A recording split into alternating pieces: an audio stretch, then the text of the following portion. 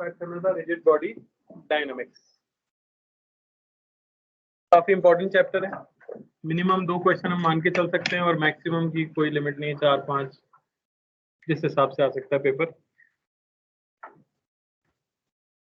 इसमें बेसिकली हमें स्टडी करनी होती है रिजिड बॉडी की। अब रिजिड बॉडी बोला कैसे जाता है वो बता सकता है?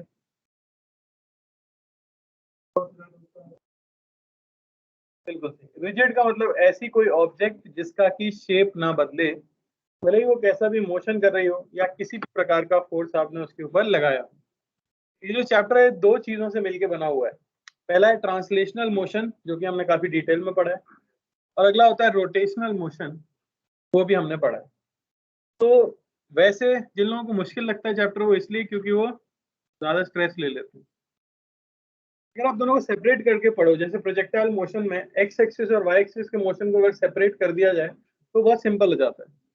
तो यहाँ पे भी ट्रांसलेशन और रोटेशन को आप अगर सेपरेट करके पढ़ते हो तो ये भी काफी सिंपल लगता है। ठीक है, काफी कुछ याद रखने का होगा इसके अंदर, तो आपको याद भी रखने होंगे स्टैंडर्ड रिजल्ट्स। शुरुआत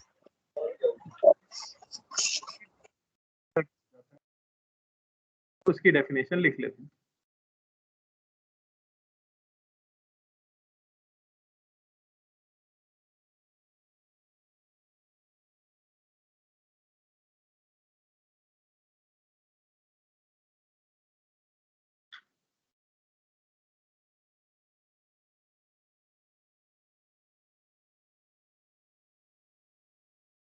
तो any object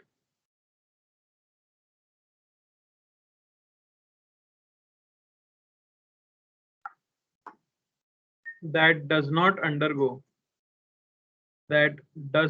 undergo deformation is called a rigid body.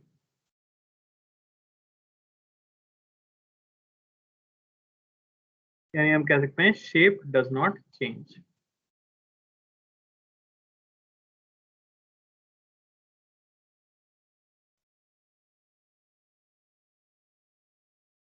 तो अगर इस तरह से मैंने कोई ऑब्जेक्ट ले लिए है ना, और इसके ऊपर मैं कोई 2 पॉइंट्स ले लेता हूँ, ए पॉइंट और बी पॉइंट, जिनके बीच की सेपरेशन हम कह देते हैं कि कुछ डी है, तो बताओ क्या ये डी कभी चेंज हो सकता है? नहीं। अगर डी चेंज हुआ तो फिर इस रिजिड बॉडी हम नहीं कहेंगे। यानी प्रॉपर्टी हम लिख सकते हैं separation between 2 points, separation between any 2 points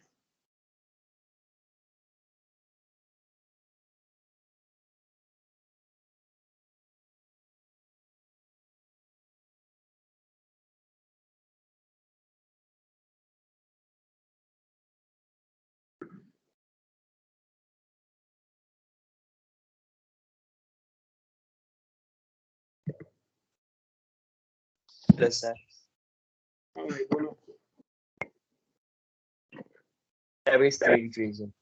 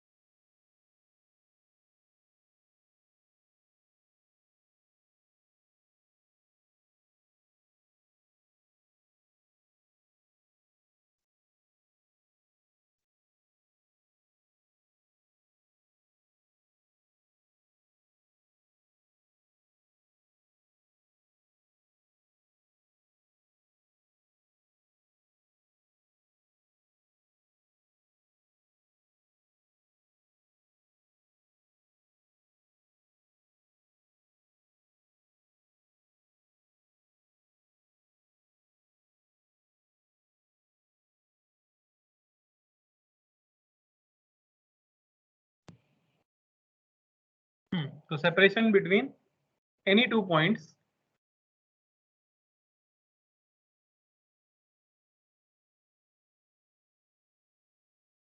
remains constant.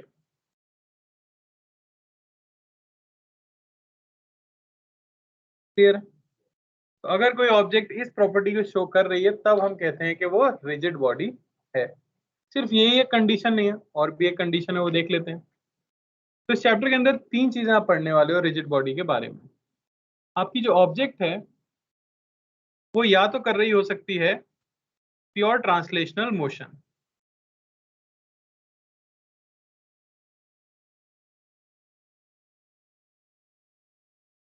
ये हम पढ़ चुके हैं।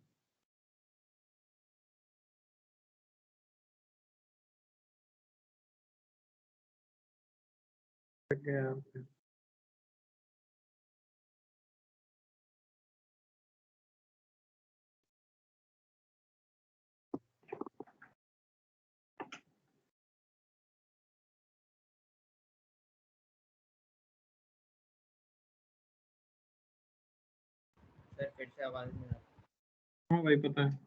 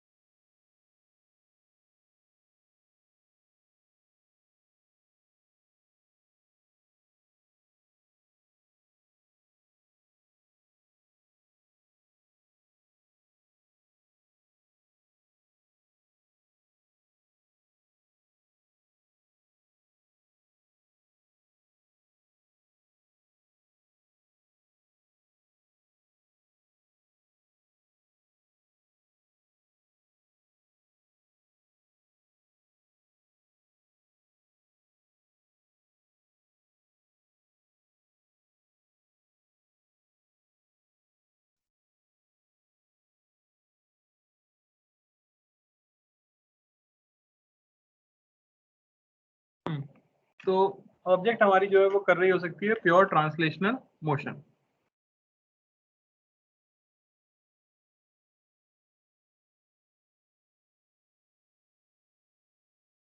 तो बताओ, अगर ऑब्जेक्ट कर रही है प्योर ट्रांसलेशन तो उसका सेंटर ऑफ मास की कोई ना कोई स्पीड होगी जिसे हम कह सकते हैं VCOM।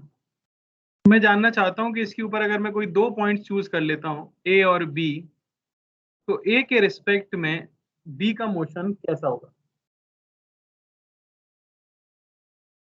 अगर प्योर ट्रांसलेशनल मोशन हो रहा है और ऑब्जेक्ट जो है जिसका centre of mass B C M से आगे बढ़ रहा है, तो बताओ ए के रिस्पेक्ट में बी का मोशन कैसा होगा? रेस्ट पे होगा। बिल्कुल सही बात है, क्योंकि ए के पास भी स्पीड होगी वी सी ओ एम और बी के पास भी स्पीड होगी वी सी ओ एम, यानी all points are at rest with respect to each other. समझ आया? तो जब भी कोई ऑब्जेक्ट प्योर ट्रांसलेशन करती है तो उसके ऊपर हर पॉइंट हर दूसरे पॉइंट के रिस्पेक्ट में रेस्ट पर रहता है। सिमिलरली अगर मैं आपसे बात करूं दूसरे केस की जिसके अंदर की हो रहा है प्योर रोटेशन,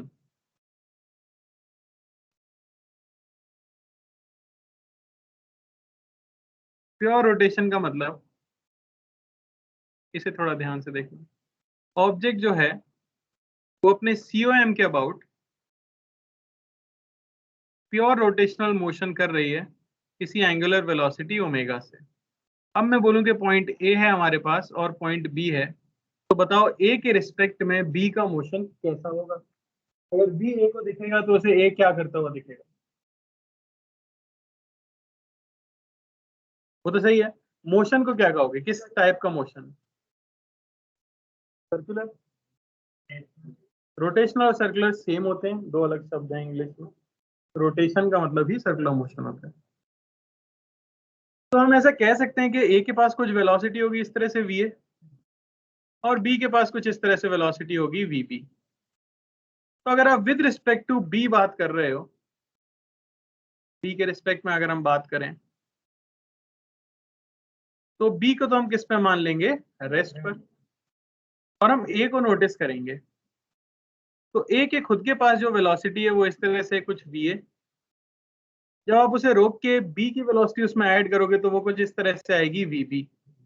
जरूरी नहीं है ना कि एग्जैक्टली सेम डायरेक्शन में आए, इसी एंगल पर आने वाली है। इस वजह से ए की एक नेट वेलोसिटी इसे दिखेगी कुछ इस तरह से वी नेट, ऐसे मैं कह देता हूँ वी ए बी।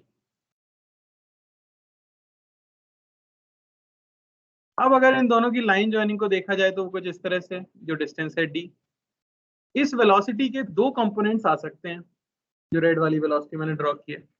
एक कंपोनेंट तो इस वेलोसिटी का आ जाएगा इसके परपेंडिकुलर, इस तरह से शो कर सकते हो आप उसे, जो कि इससे क्या हो, परपेंडिकुलर हो। समझ आ रहा है? जिसे हम कह सकते हैं कुछ वी ए बी या वी परपेंडिकुलर, और एक आ जाएगा वी पैरेलल या अलोंग द लाइन के अलोंग वी पैरेलल। समझा मैंने क्या किया? मैंने किसी एक पॉइंट को रोका, उसके रिस्पेक्ट में रैंडमली दूसरे पॉइंट की वेलोसिटी निकाली, जो कुछ टेढ़ी मेढ़ी आ गई, कुछ एंगल आ गया, जिसका एक कंपोनेंट इनकी लाइन जॉइनिंग के परपेंडिकुलर आया और एक कंपोनेंट लाइन जॉइनिंग के पैरेलल आया। आप कुछ कमेंट कर सकते हो क्या वी पैरेलल और वी परपेंडिकुलर के बारे में?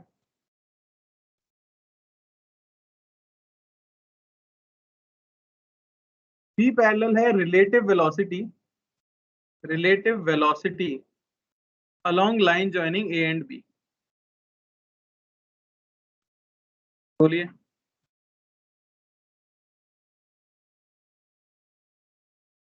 और वी परपेंडिकुलर है relative velocity perpendicular to line joining A and B. तो आप इनके बारे में कुछ कमेंट कर सकते हो? हाँ, वी पैरेलल ये होना चाहिए जीरो। क्यों होना चाहिए जीरो भाई? क्योंकि इनके बीच की दूरी कभी बदल नहीं सकती। अगर ए बी ने जब देखा और ए के पास वी पैरेलल होगा तो इनके बीच की डिस्टेंस बढ़ती हुई दिखेगी, जो कि पॉसिबल नहीं है। रिजिड बॉडी की कंडीशन वन है कि डिस्टेंस जो है फिक्स रहेगी, यानी सिर्फ कौन सी वेलोसिटी बचेगी, वी परपेंडिकुलर, और क्या डिस्टेंस डी फिक्स है। अब बताओ, एक पॉइंट से डिस्टेंस फिक्स रखते हुए इस तरह से घूमना है कि हमेशा डिस्टेंस वाली लाइन से परपेंडिकुलर रहे वेलोसिटी, तो मोशन कैसा होगा? सिर्फ एक ही पॉसिबल है। समझ आ रहा है कि नहीं? तो यहां से हम क्या कह सकते हैं कि प्योर रोटेशनल मोशन के केस में all points perform pure circular motion circular, या इसी को हम कहते हैं rotational motion with respect to each other. समझ आया?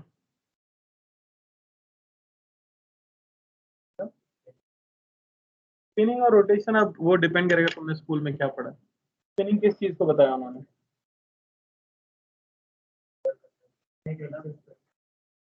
हाँ वो भी सेम, रोटेशन और स्पिनिंग सेम ही चीज है फिर तो। रोलिंग और रोटेशन सेम चीज नहीं है, रोलिंग एक अलग चीज हो जाती है।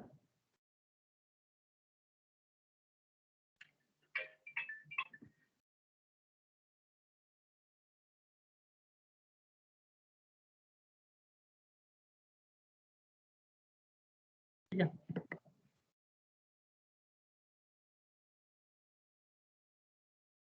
लिख लिया क्या? एक और ज्यादा जरूरी चीज, या पहले केस 3 लिख लेते हैं या पहले पॉइंट ही लिख लेते हैं। अच्छा, सेंटर ऑफ मास के अबाउट पूरी ऑब्जेक्ट ओमेगा से घूम रही थी। अगर मैं आपसे पूछूं कि बी जब ए को देखेगा तो उसकी एंगुलर वेलोसिटी उसे क्या दिखेगी?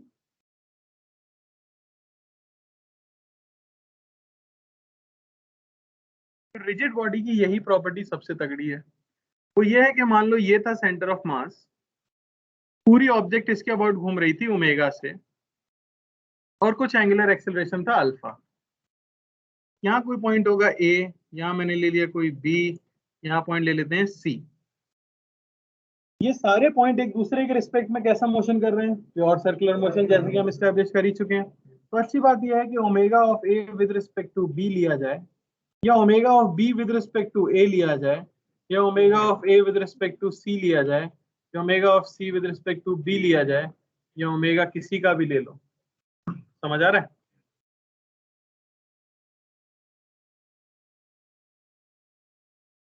वो आता है ओमेगा के ही इक्वल।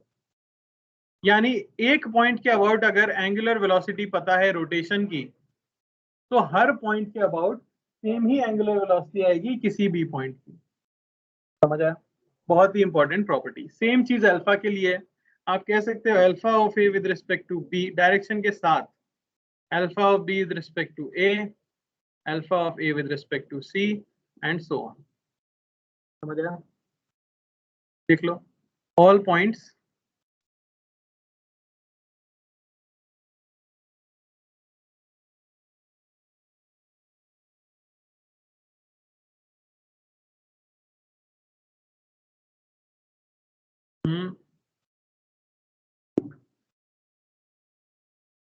सेम क्यों रहती है?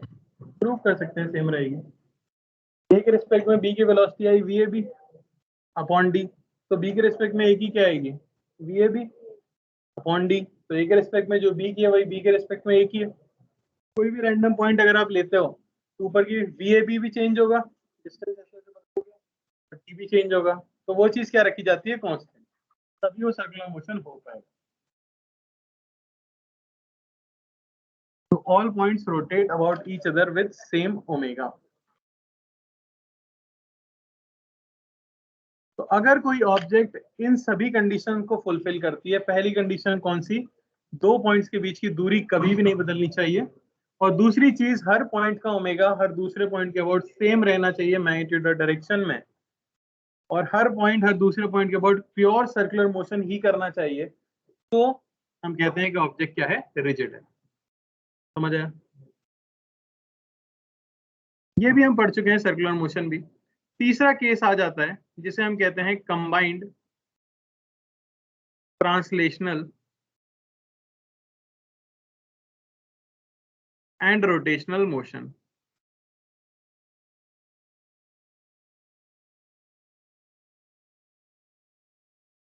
या CTRM।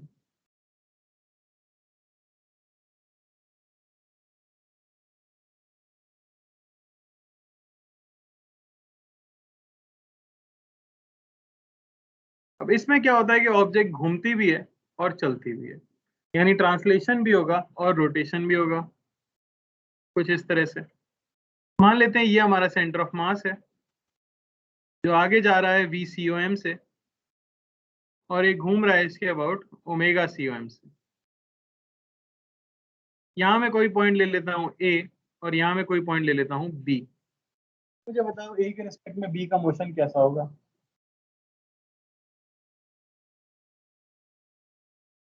बी का मोशन कैसा होगा?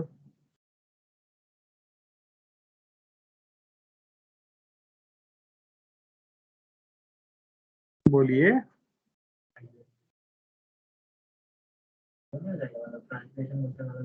बिल्कुल, तो बचा क्या? सर्कुलर वाला। और सर्कुलर में आया था कि हर एक दूसरे पॉइंट के बाद सर्कुलर मोशन करता है, तो यहाँ भी आ जाएगा क्या? हर पॉइंट दूसरे पॉइंट के बाद सर्कुलर मोशन करता है, क्योंकि ये दो मोशन से मिलकर बना है, ट्रांसलेशनल और रोटेशन।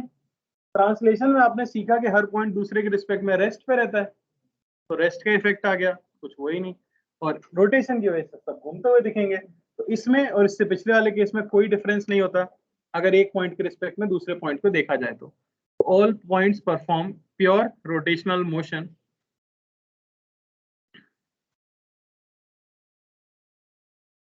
about each other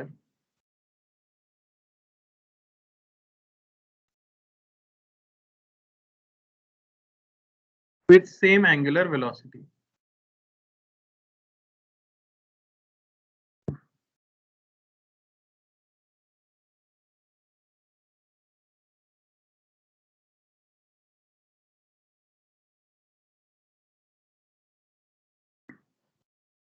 अगर आपको याद हो न्यूटन लॉज ऑफ मोशन, तो एनएलएम जब हमने शुरू किया था तो सीधे मैंने लॉज बताना शुरू कर दिए थे। क्यों? क्योंकि F is equal to M A के अंदर ए आपको पहले से पता था क्या होता है, एम हम सभी को समझ आ गया था, मास होता है ऑब्जेक्ट का, और फोर्स के बारे में भी हमें थोड़ा बहुत आइडिया था।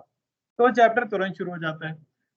इस चैप्टर में एक समस्या है, इस चैप्टर में जो टर्म्स यूज होती हैं वो हमने पहले कभी सुनी नहीं होती। चैप्टर शुरू करने से पहले 2-3 लेक्चर तक हम क्या करते हैं, उन टर्म्स के बारे में जानते हैं ताकि ये चैप्टर स्टार्ट हो पाता है। वो टर्म्स है मोमेंट ऑफ इनर्शिया और टॉर्क। समझ आया? तो यहाँ मैं एक टेबल में ये लिख रहा हूँ कि एनएलएम के अंदर कौन सी टर्म यहाँ किससे रिप्लेस होने वाली है। जैसे यहाँ मैं लिख सकता हूँ ट्रांसलेशन,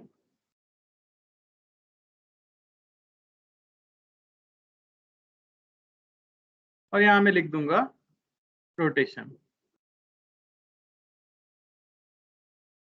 तो जो आपका फोर्स हुआ करता था वो यहाँ पे रिप्लेस होता है टॉर्क से।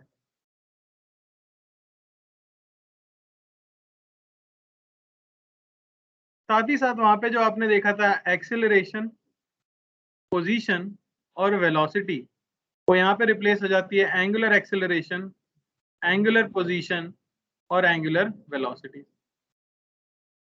समझ आया? वहां जो टर्म यूज होती थी मास, वो यहाँ रिप्लेस होती है आई, यानी कि मोमेंट ऑफ इनर्शिया।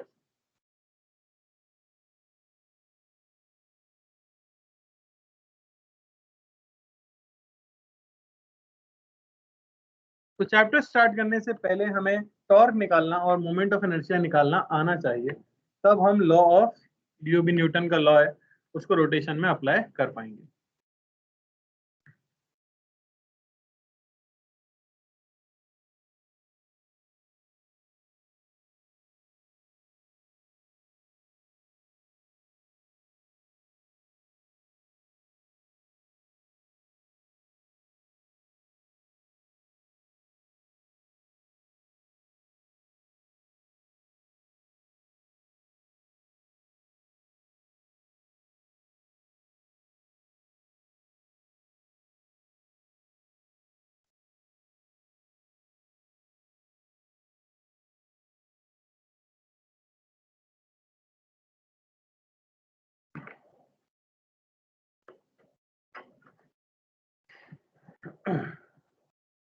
कौन बताएगा क्या होता है moment of inertia?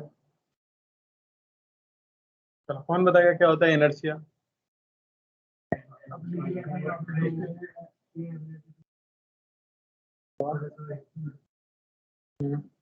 Stop an object to stay at rest or to continue in motion.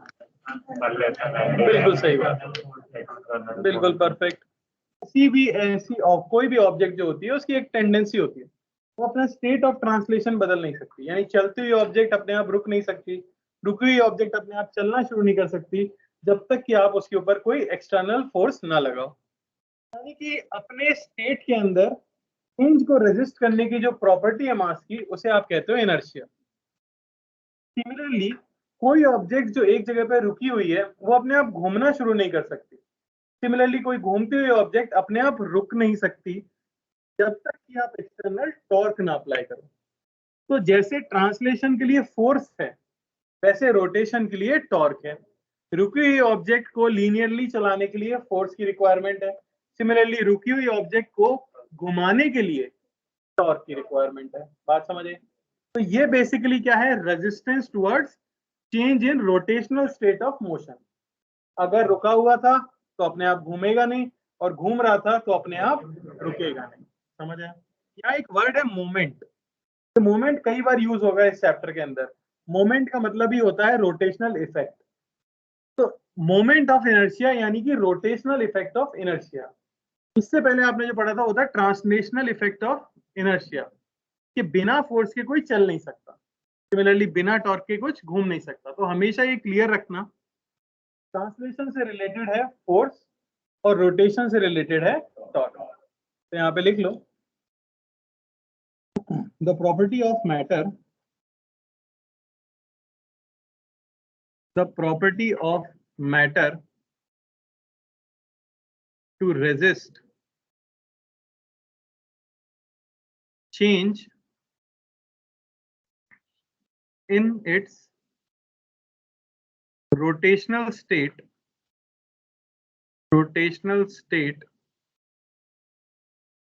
of rest or motion is called moment of inertia.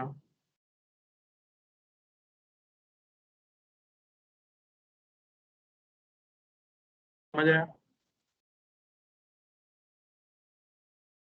तो देखा गया कि किस किस चीज पे मोमेंट ऑफ इनर्शिया डिपेंड करता है। एक्सपेरिमेंटली चीजें हम पता लगी कि moment of inertia depends on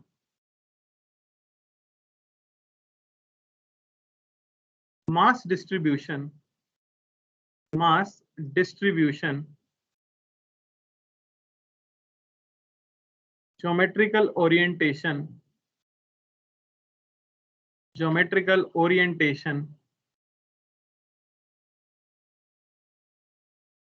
shape, size, and axis of rotation.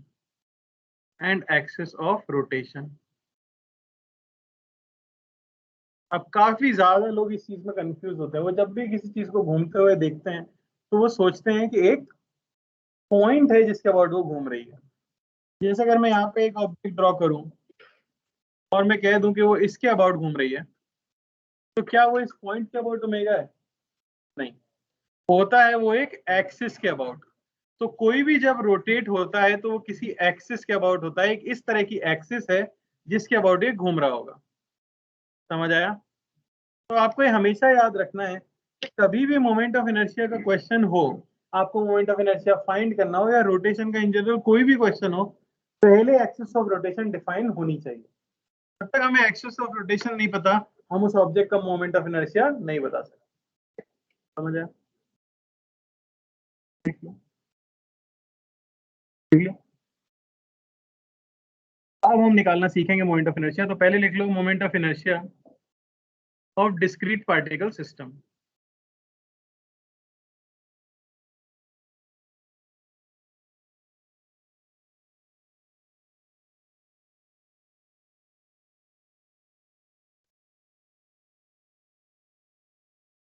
तो डिस्क्रीट पार्टिकल मतलब आप समझते हो ढेर सारे पॉइंट पार्टिकल्स हैं जिनका कोई साइज नहीं, नेग्लिजिबल है, पॉइंट मासेस हैं। वो अगर किसी एक्सिस के अबाउट घूम रहे हैं तो मोमेंट ऑफ इनर्शिया आप कैसे निकालोगे? ठीक है ना?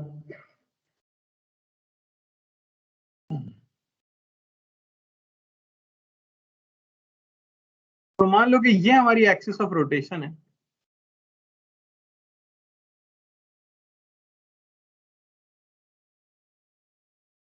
और यहाँ कुछ मासेस हैं जो कि इसके अबाउट घूमने वाले हैं। m1 में कह देता हूँ, यहाँ हो गया m2, यहाँ हो गया m3। ये डिस्टेंस, ये है r1, r2,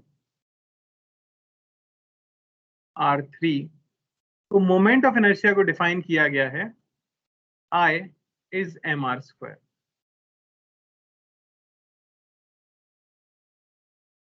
I जो कि मोमेंट ऑफ इनर्शिया वो होता है mr², जहां r क्या है, r है perpendicular distance, perpendicular distance of mass from axis of rotation.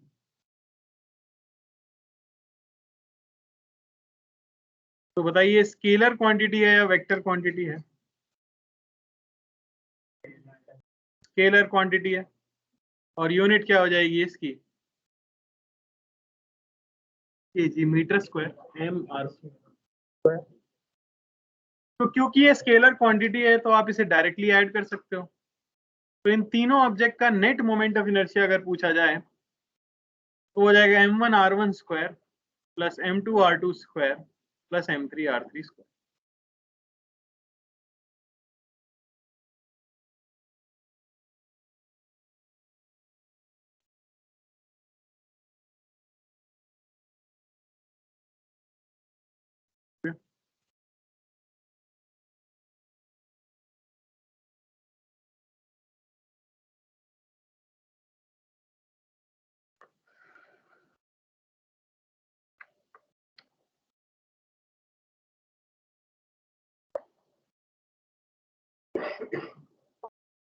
इसका कोई नाम नहीं दिया इसकी।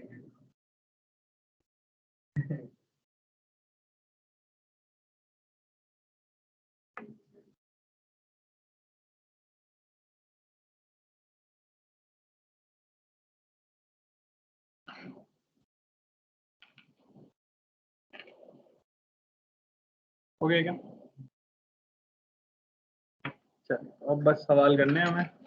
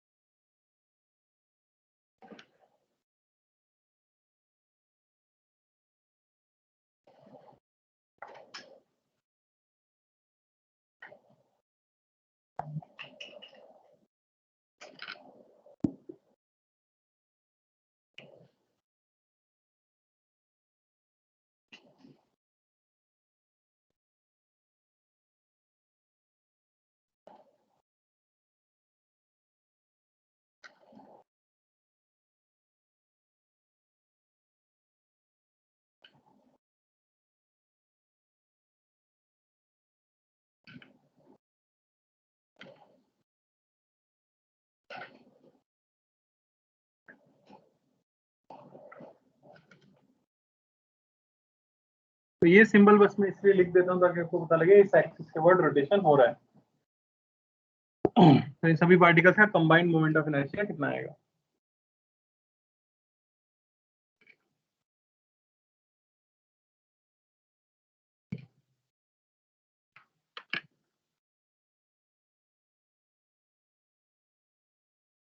(28)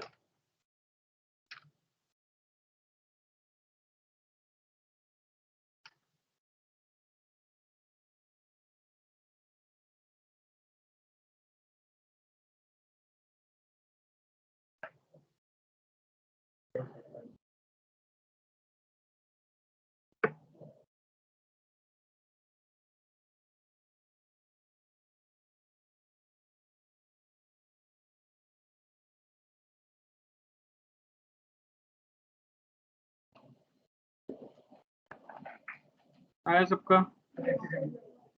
2 × 2 का स्क्वायर, 3 × 1 का स्क्वायर, 5 × 0 का स्क्वायर, 1 × 3 का स्क्वायर।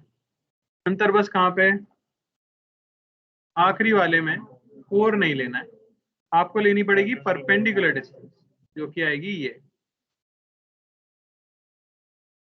तो 4 sin 30 डिग्री यानी कि 2, तो 2 इंटू 2 का स्क्वायर, यहां से आपको मिलेगा 28 kg मीटर स्क्वायर। कोई समस्या? आसान है। चलिए आगे बढ़ते हैं।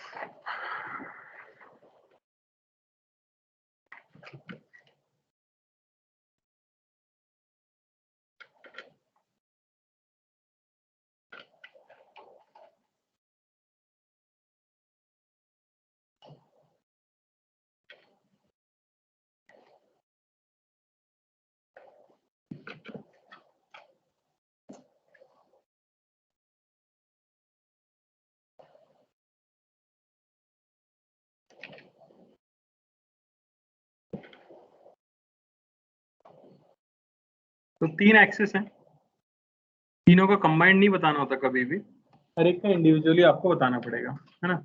तो मैं पूछना चाह रहा हूँ इसके अबाउट अगर मोमेंट ऑफ इनर्शिया I1 है, इसके about moment of inertia I2 है, तो इसके about moment of inertia I3 है, तो तीनों की वैल्यू क्या होगी?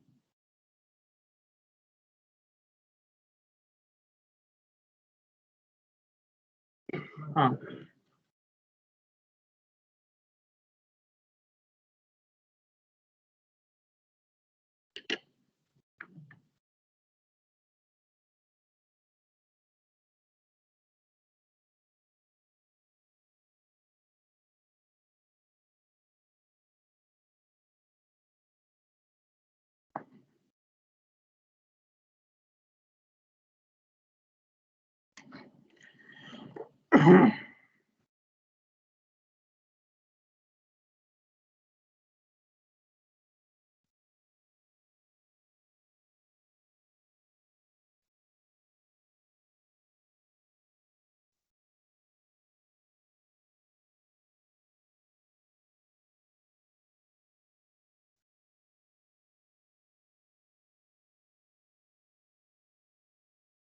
I1 का mr square by 2, I2 का r square by 4 और I3 का r square by 2।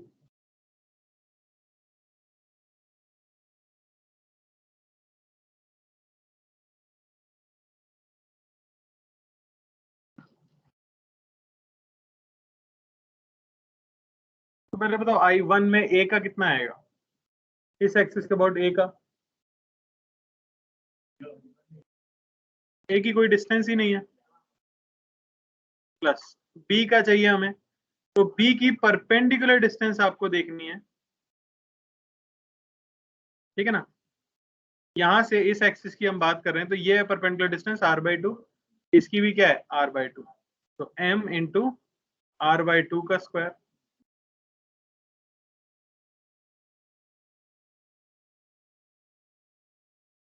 कोई दिक्कत?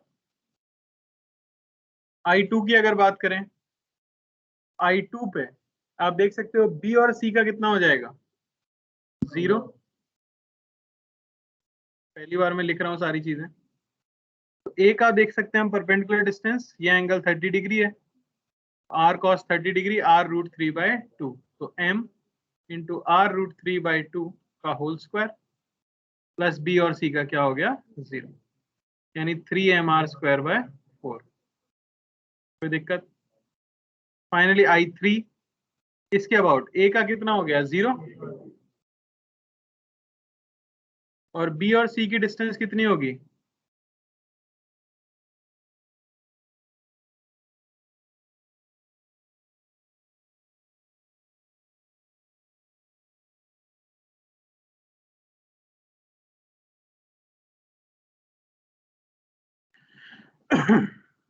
कोई डाउट?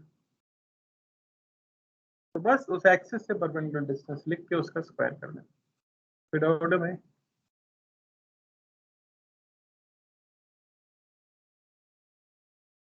चलें आगे।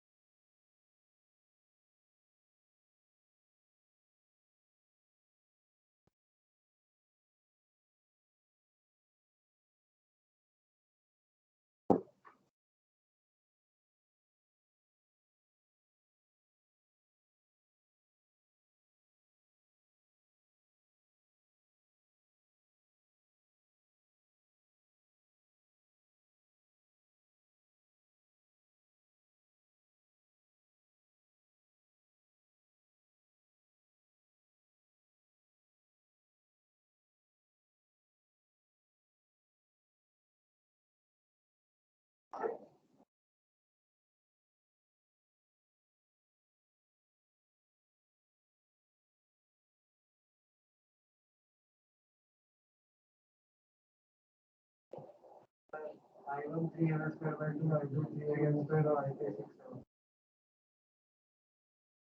I3 3 हाँ वही बात 3 square by 2 3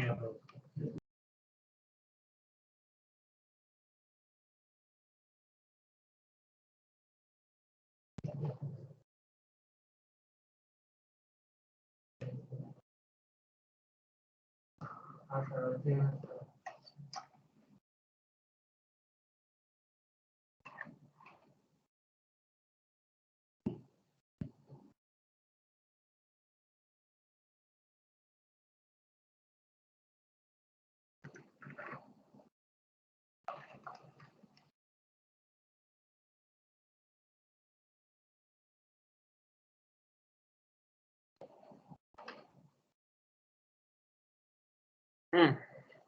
पहले I1 यानी इसके अबाउट, तो इसकी डिस्टेंस L/2 है, इसकी भी डिस्टेंस L/2 है, इसकी भी डिस्टेंस L/2, सबकी डिस्टेंस L/2, तो L/2 डिस्टेंस में कितना मास है 2m 2m 4m 5m 6m, तो 6m इंटू L/2 का स्क्वायर यानी 3ml²/2। मैंने डायरेक्टली लिखा, इंडिविजुअली नहीं लिखा, तो आपको भी यही करना है। अगर सारे मास सेम डिस्टेंस पे हैं तो टोटल मास देख लो बस कितना है, क्योंकि पोजीशन कहाँ है उससे फर्क नहीं पड़ता। तो डायरेक्टली मैंने इस एक्सिस से देखा कि 6m मास उतनी दूरी पर है। I2 इसके अबाउट देखेंगे तो इन दोनों का तो 0 हो गया, इसका ml² प्लस 2ml², तो 3m मास दूरी है L²। क्या हुआ? अच्छा मैंने लिख दिया 3ml²।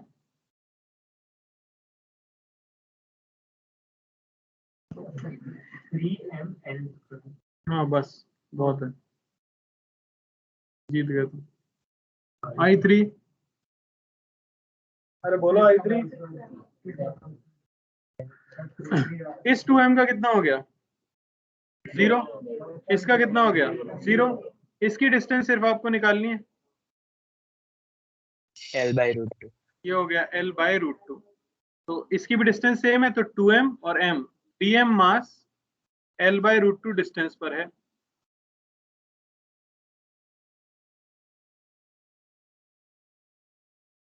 कोई दिक्कत? बोलो, नहीं कर पाए हैं? क्यों लिख दिया? अब समझ आया?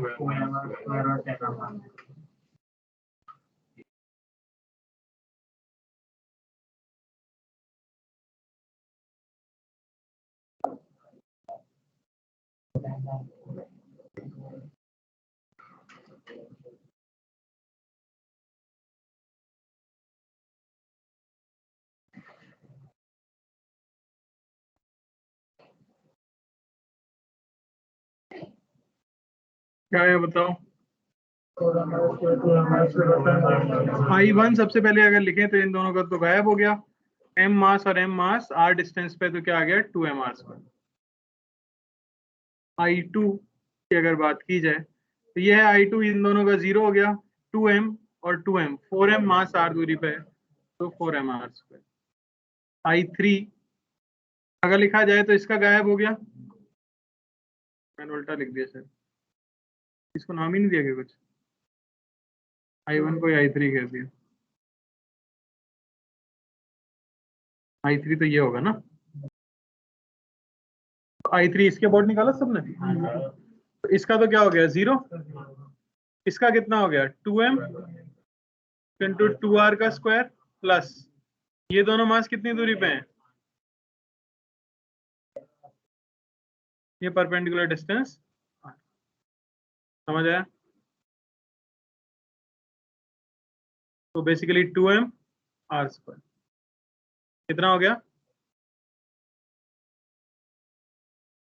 कुछ लोगों ने जरूर इस पॉइंट से ये डिस्टेंस लिख के इसका स्क्वायर कर दिया होगा, किसी ने नहीं किया? अद्भुत। नहीं, कुछ लोग पॉइंट के लिए कर लेते हैं, मॉर्निंग बैच में किया था, आप लोग ज्यादा होशियार हो, आपने नहीं किया, अच्छी बात है। ठीक है, तो आपको हमेशा एक्सिस से देखना होता है परपेंडिकुलर डिस्टेंस, ना कि किसी पॉइंट। तो लोएस्ट पॉइंट से कर देते हैं तो सही आंसर नहीं आएगा।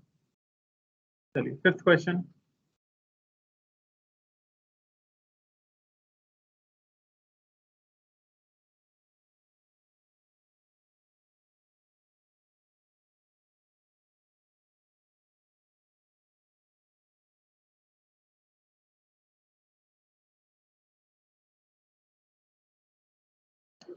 क्या बोले?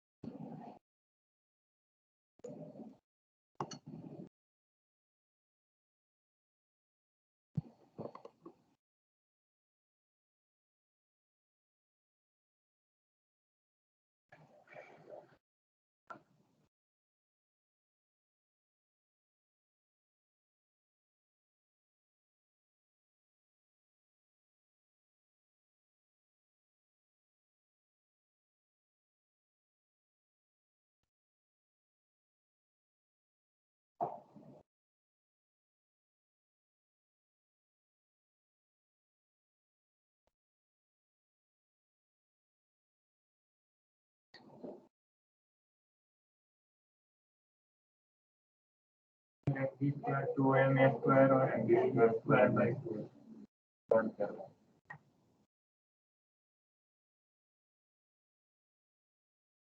भाई 1 पहले तो इस एक्सिस के अबाउट सारे मासेस की दूरी जो है वो b/2 है, तो 4m इंटू b/2 का होल स्क्वायर, यानी कि ये मिल गया हमें कितना mb²। दूसरा I2 इससे इन दोनों का 0 हो गया और a दूरी पे 2 मास है तो 2m इंटू a²। तीसरा बोलो mb²/2 गलत है बिल्कुल।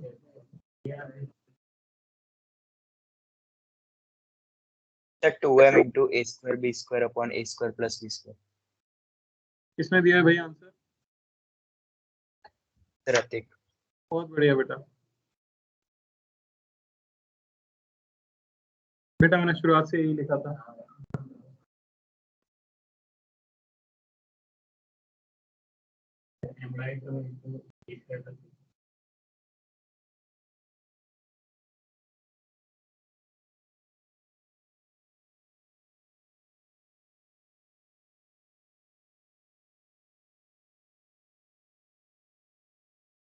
करो, मेरा मुंह क्या देख रहे हो? ज्योमेट्री है बेटा, बचपन से पढ़ाते आ रहे हैं लोग। स्ट्रेट लाइन चैप्टर हो गया ना?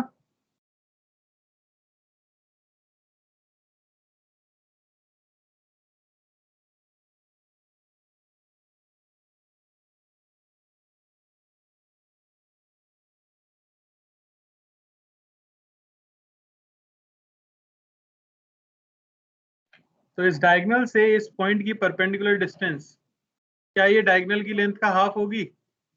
नहीं, यही ये गलती लोग करते हैं। आपको पता होना चाहिए रेक्टेंगल के डायगोनल्स 90 डिग्री पे इंटरसेक्ट नहीं करते हैं, तो सेंटर से डिस्टेंस नहीं निकाल देनी है कि √a² + b²/2। सब वही करते हैं मेजॉरिटी में। और एक बच्चे ने जैसे कि सही आंसर दे भी दिया है, बहुत बढ़िया बात है। तो अब मुझे ये डिस्टेंस चाहिए, मैं इसे कह देता हूँ अगर h। सिमिलरली इस पॉइंट की दूरी जो होगी वो भी हो जाएगी h, तो मोमेंट ऑफ इनर्शिया हो जाएगा 2m इंटू h²। h कितना है?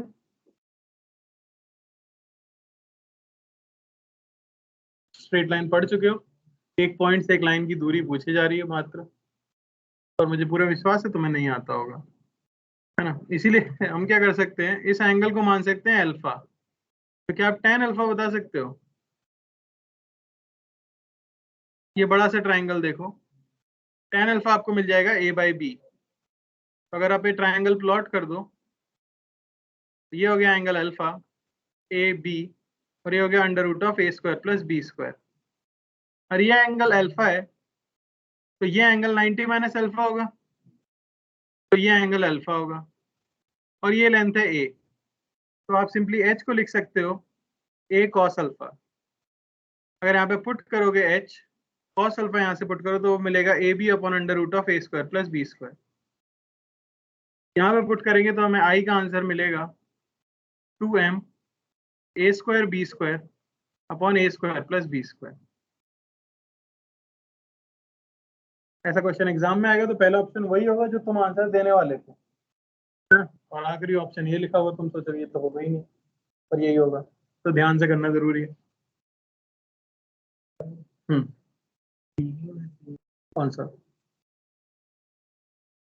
कौन डायग्राम नहीं है? डायग्राम तो आपका रूट ए स्क्वायर प्लस बी स्क्वायर जो लिखा है वो बी होना चाहिए, क्योंकि ये आपका आई से और ध्यान से देख लो एक बार, वो तो सही है, उसमें कुछ गलत नहीं है, देखने का नजरिया गलत है, थोड़ा सा इधर उधर करके देखो।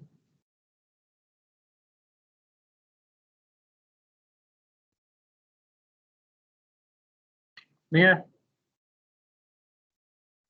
चलो, तो ये था discrete particle system. I hope अब क्लियर हो गया हो आपको। बस क्या करना होता है, पॉइंट की दूरी निकालनी होती है एक्सिस से, और बस mr² फॉर्मूला यूज करना होता है। क्लियर है? आगे लिख लीजिए, moment of inertia of continuous body system.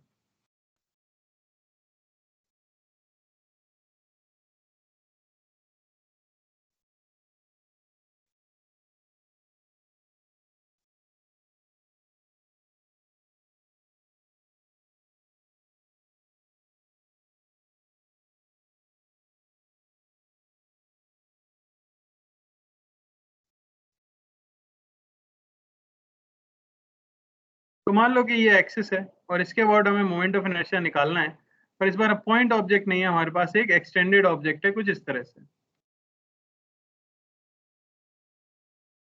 और यहाँ है उसका कुछ सेंटर ऑफ मास, मैं कह देता हूँ COM। सेंटर ऑफ मास की परपेंडिकुलर डिस्टेंस एक्सिस से आपको दे रखी है d।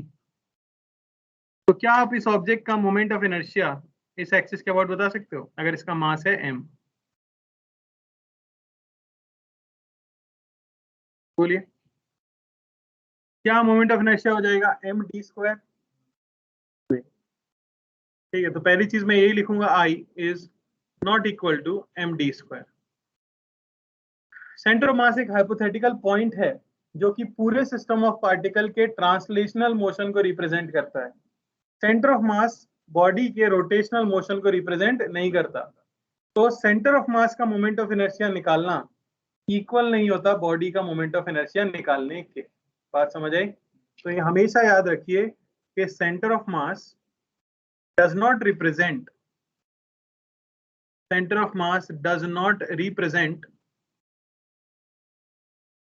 the rotational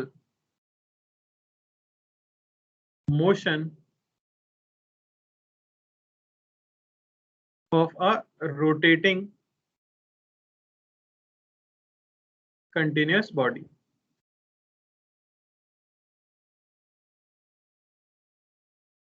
समझ आया?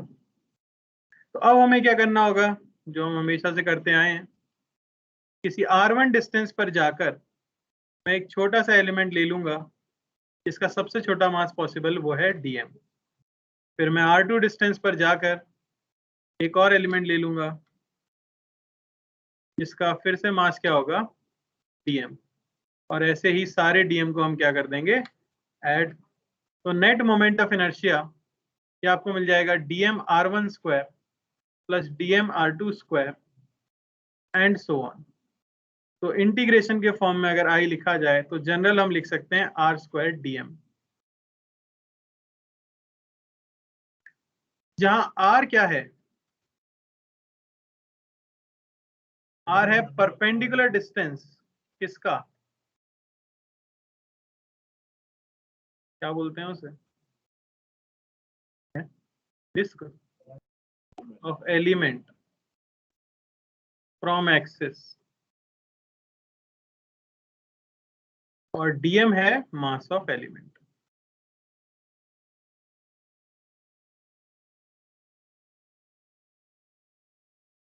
कोई समस्या? तो कभी भी ऑब्जेक्ट अगर रोटेट कर रही हो और तुम्हारे मन में आए कि क्यों ना इस सबको हटा के सेंटर ऑफ मास बना दें और उसको घुमा दें, तो तुम गलत करने वाले हो, ऐसा होता नहीं।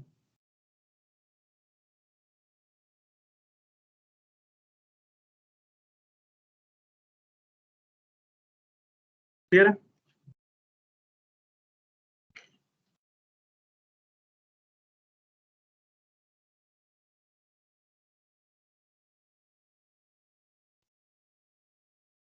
अब अलग अलग ऑब्जेक्ट्स आएंगी जिनके different different moment of inertia के रिजल्ट आएंगे, जिनको आपको याद रखना होगा। सबसे पहले हम पढ़ रहे हैं यूनिफॉर्म रॉड के बारे में। रॉड कैसा डायग्राम है? One dimensional, two dimensional? One dimensional. ठीक है, सबसे पहले मैं निकालूंगा अबाउट द एज।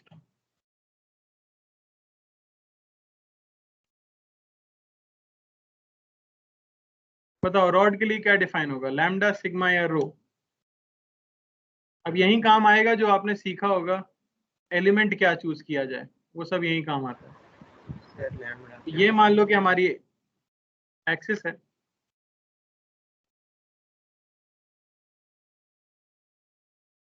और ये है आपकी रॉड।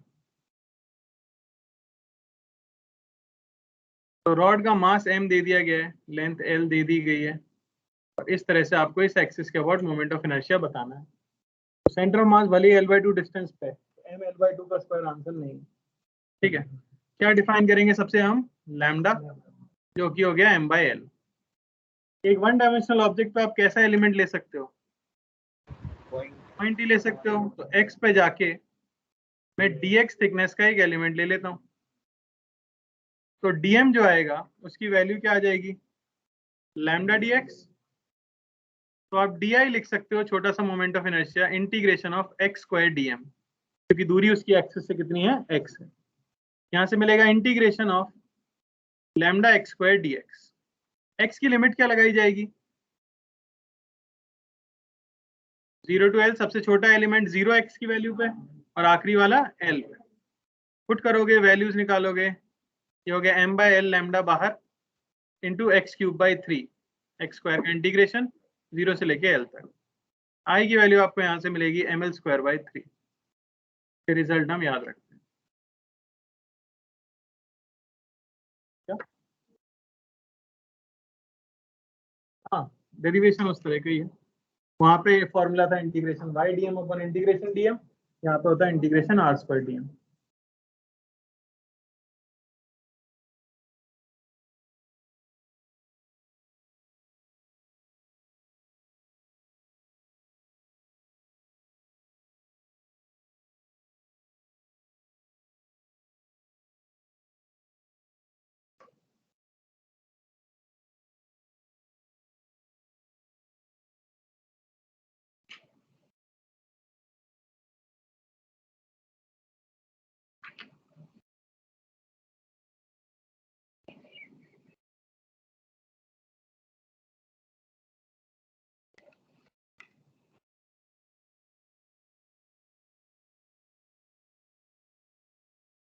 तो अब कोई एक्सिस है जो कि पास कर रही है सेंटर ऑफ मास से और लेंथ के परपेंडिकुलर है, इस तरह से। रॉड हमारी सेम है, m, l। अब इसका मोमेंट ऑफ इनर्शिया बताना है। इसको ऐसे शो किया जा सकता है, या फिर ऐसे भी शो किया जाता है।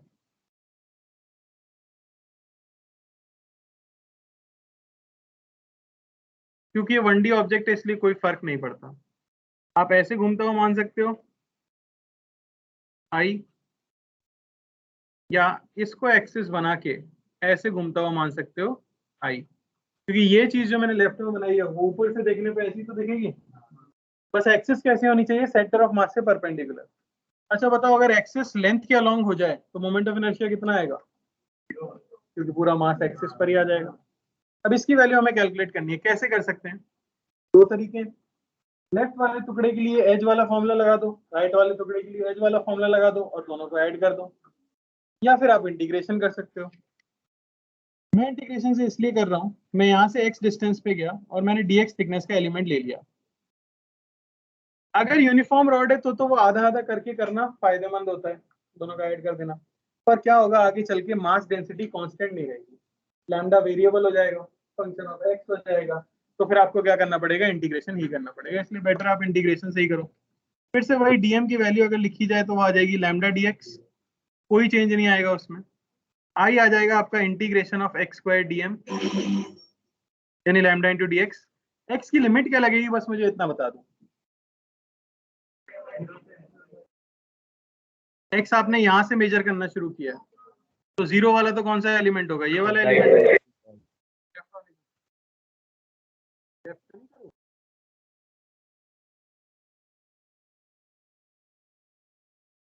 वो कर सकते हो 0 से l/2 करके उसे 2 टाइम्स कर सकते हो, या माइनस l/2 से लेके। तो याद रखना जहां से भी x लेते हैं उसको ओरिजिन मानते हैं।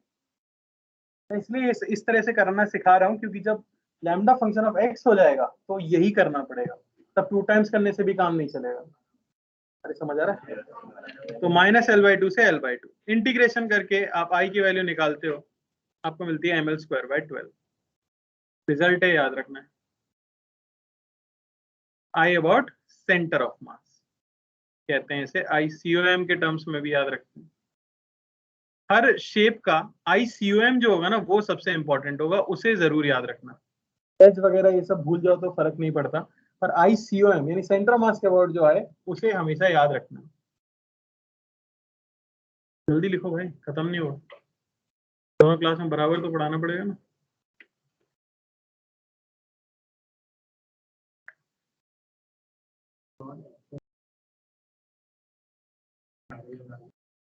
पैरेलल मतलब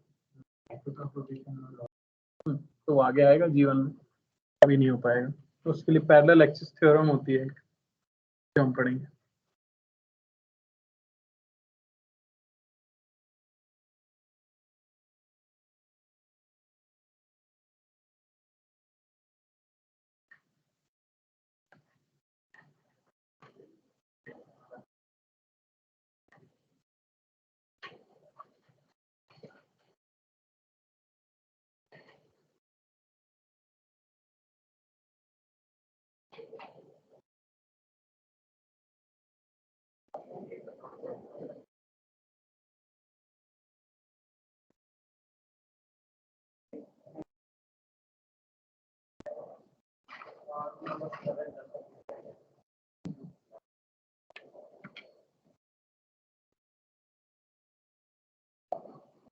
जल्दी से बता दो।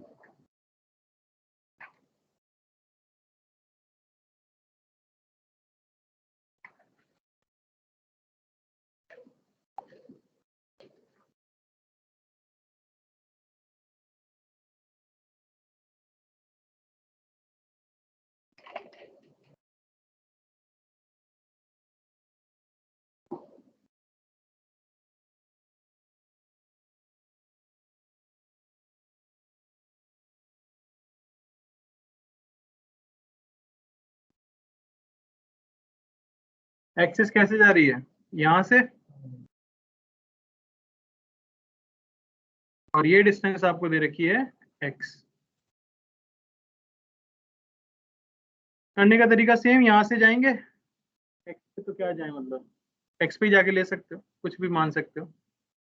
x पे जाके dx का एलिमेंट ले लें, तो आपका di क्या बन जाएगा? Integration of x² lambda dx। Limit क्या लगाओगे? लिमिट माइनस x से लेके l माइनस x, सबको दिख रहा है? यहां से i की वैल्यू आपको क्या मिल जाएगी?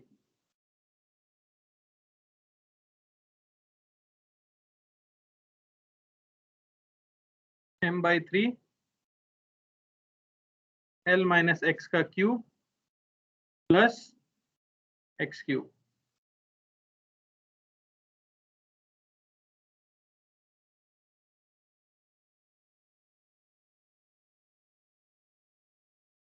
याद नहीं रखना है रिजल्ट।